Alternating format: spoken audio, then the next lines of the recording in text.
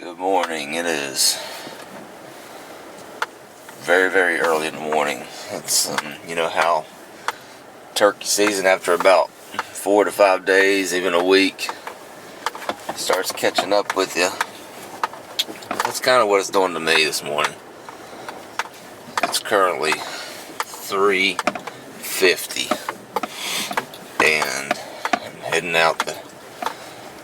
down my driveway here. I have about 45-minute drive to where I'm going to this farm. Picking up my dad. He's gonna hunt one side of the farm. I'm gonna hunt the other side. We went ahead and decided to split up today. There's multiple birds on this farm, and I'm gonna try to self-film one today. So, that being said, I have a big cup of coffee this morning. We'll get that down and get ready to stop down here and pick my dad up. It is 29 degrees this morning. So it is pretty chilly. Big heavy frost on. Had some nasty weather the last couple days. Just not ideal situation for turkey hunting. High winds, snow, rain the first day, torrential downpours.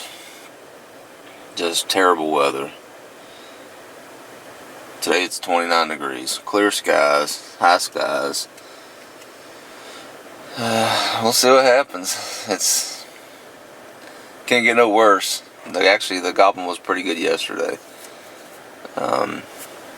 Closed the deal on one for my buddy, Nathan. So let's see what happens today. I kind of think they're going to be talking pretty good. Definitely cold. Maybe take a little bit extra time for them to wake up on the limb, but I think it's going to be pretty good. I'm going to get up there some big pasture fields on this farm up on top of this ridge. My plan is locate one, set some decoys out, set a Jake out with the hen, and try to solo film it for you, so stick with me. I'll catch you on top of the ridge line.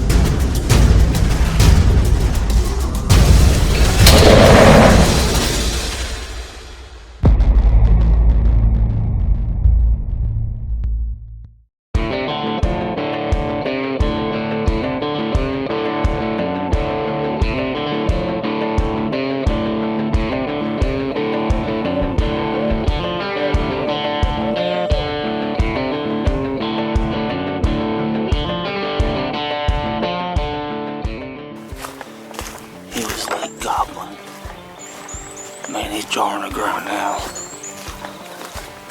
I'm trying to close the distance a little bit on him.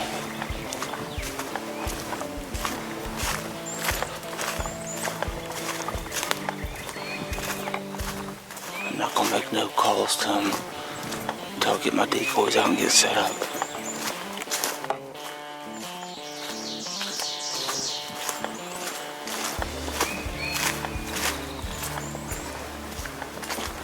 I'll get back with you.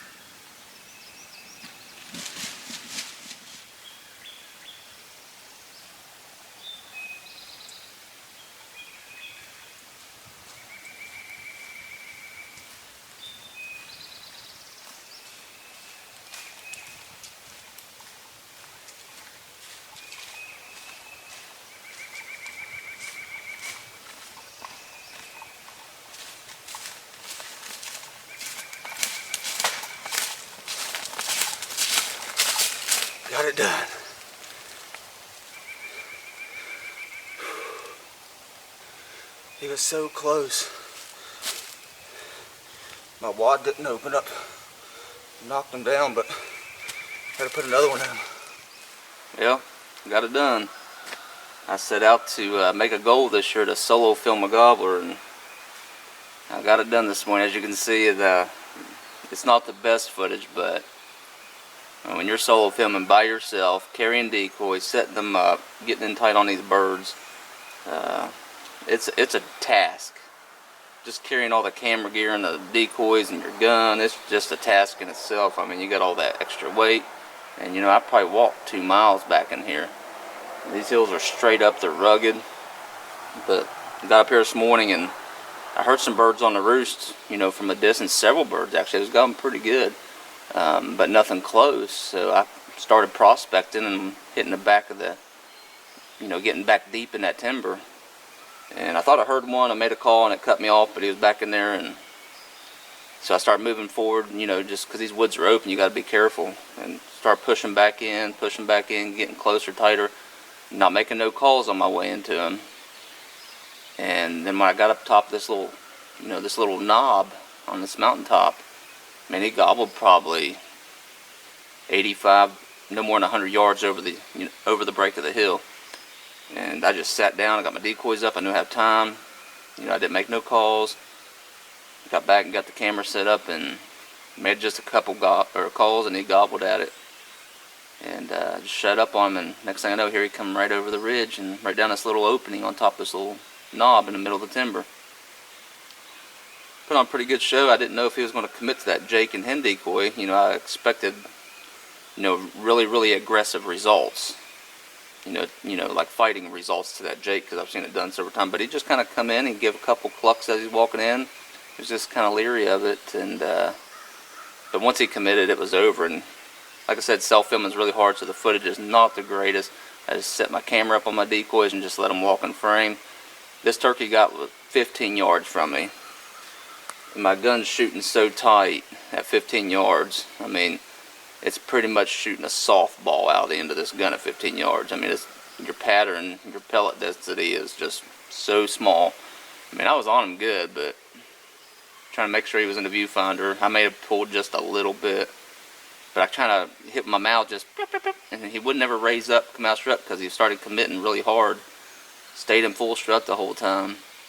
And I just said, I got to kill him. So, I made sure my red dot was on him, and when I pulled the trigger, I don't know what happened. I don't know if I pulled low, but it looked like I hit more down low in the body for some reason. Or just, barely clipped him. He has some, neck shot in him. But I hit him, kind of low in the body too. But he went down, you see it on the video there. I thought he was getting away. My heart just sunk. But as he was, flapping them wings and kind of scooting up that hill back over, I just went ahead and pumped another one in him, and